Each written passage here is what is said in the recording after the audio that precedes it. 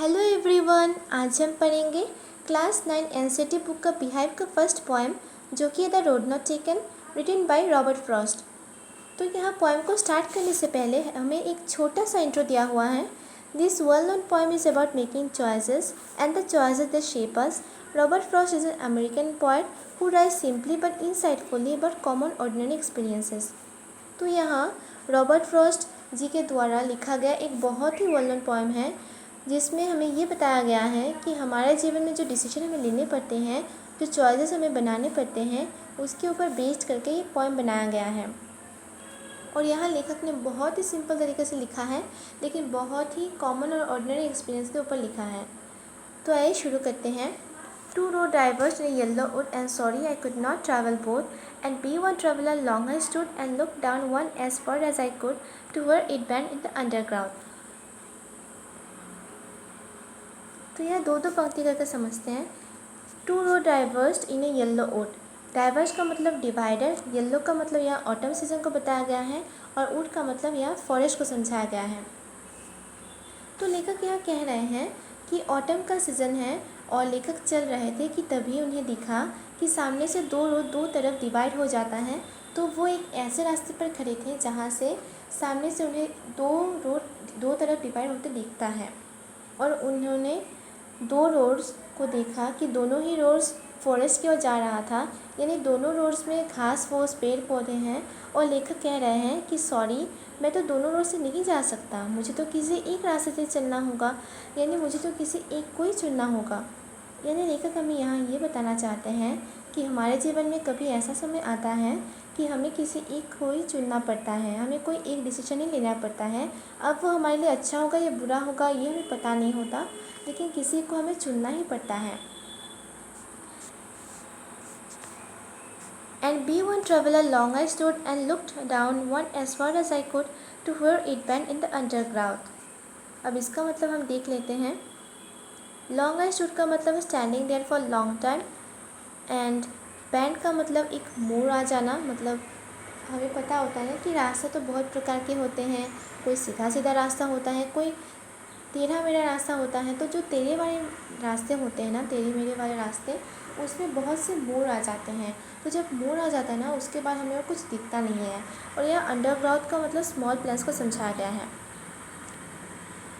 तो यहाँ लेखक कह रहे हैं कि चूँकि उस रास्ते में लेखक अकेले थे तो इसलिए वे बहुत समय तक वहाँ खड़े रहे और दोनों रास्ते को जितना दूर देख सकते थे वे देख रहे थे जब तक एक मोड़ ना आ जाए उस रास्ते में।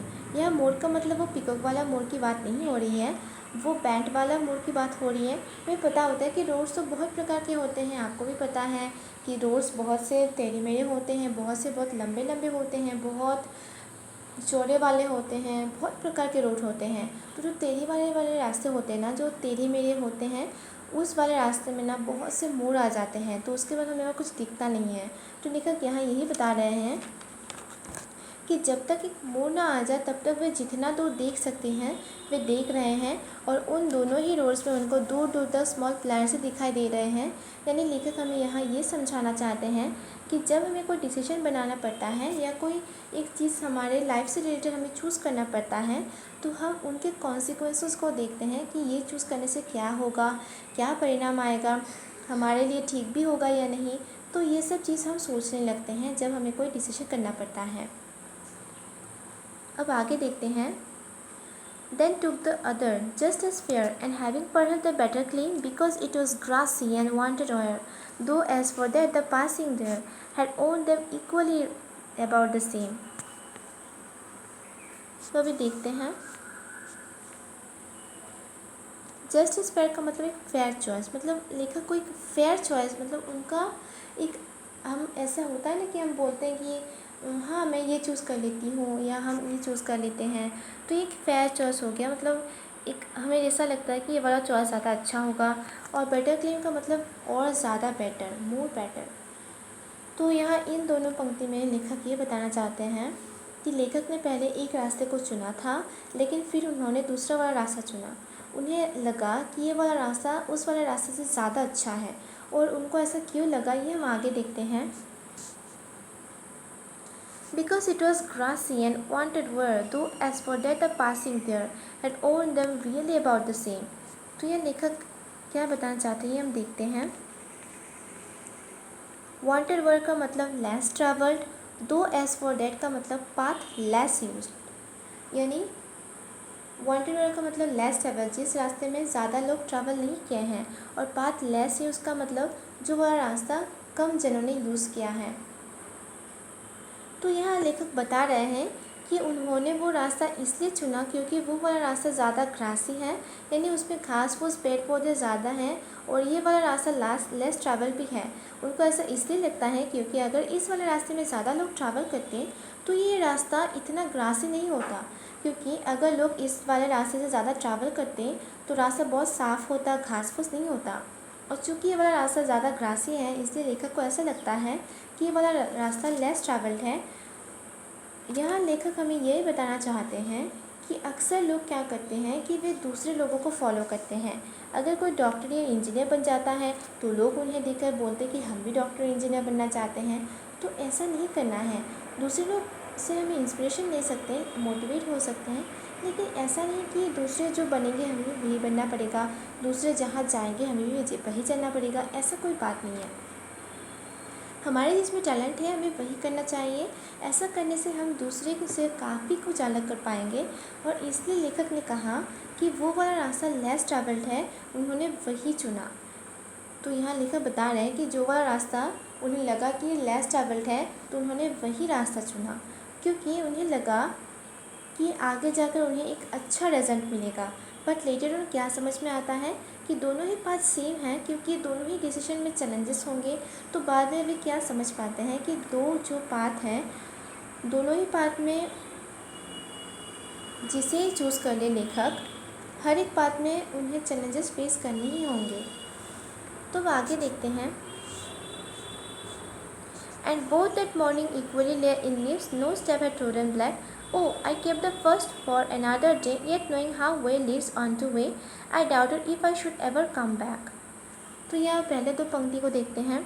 And both that morning equally lay in leaves, no step had trodden black.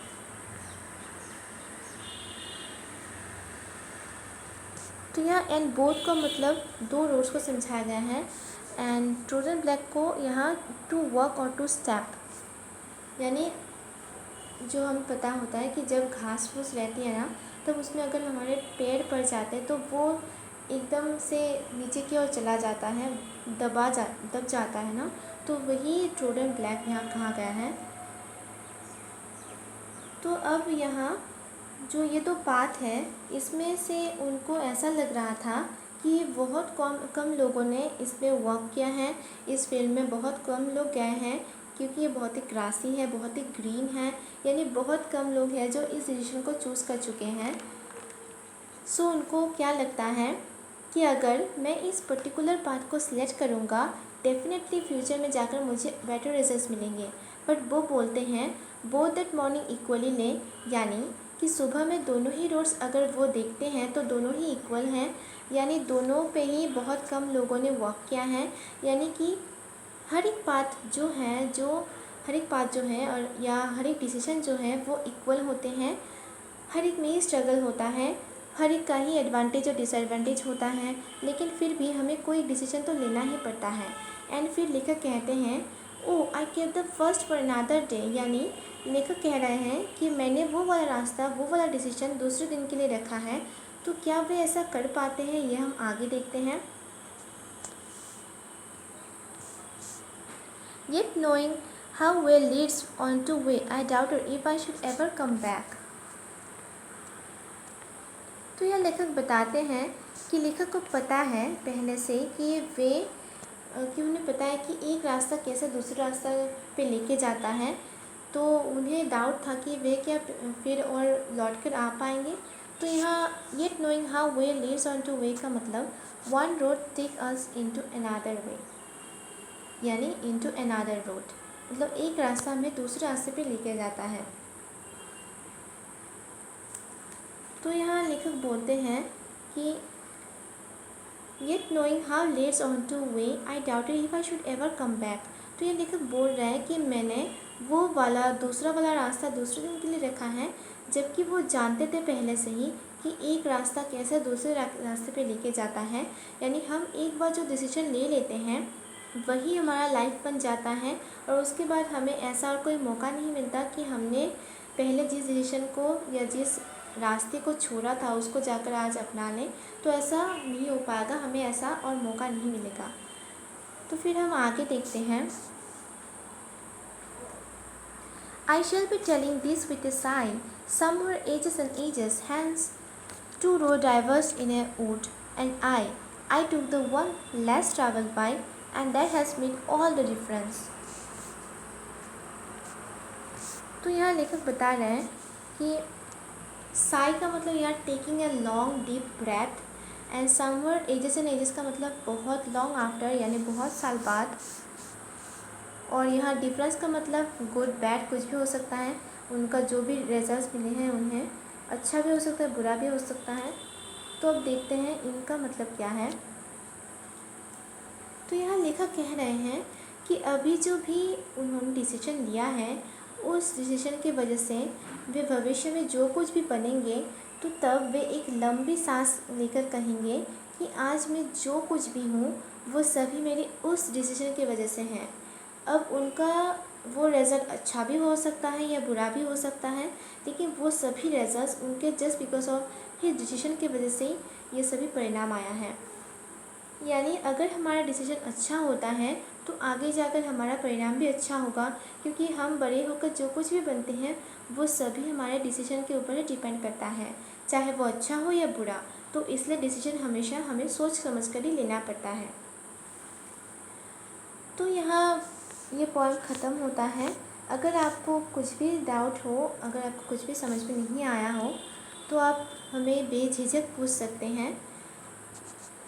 तो यहाँ ये पॉइंट ख़त्म हो जाता है। तो आई होप कि आप सभी को बहुत ही अच्छी तरह से समझ में आया होगा। जो कुछ भी आपको समझ में नहीं आया है आप कमेंट सेक्शन में पूछ सकते हैं। तब तक के लिए stay safe, stay happy, keep learning, love you all.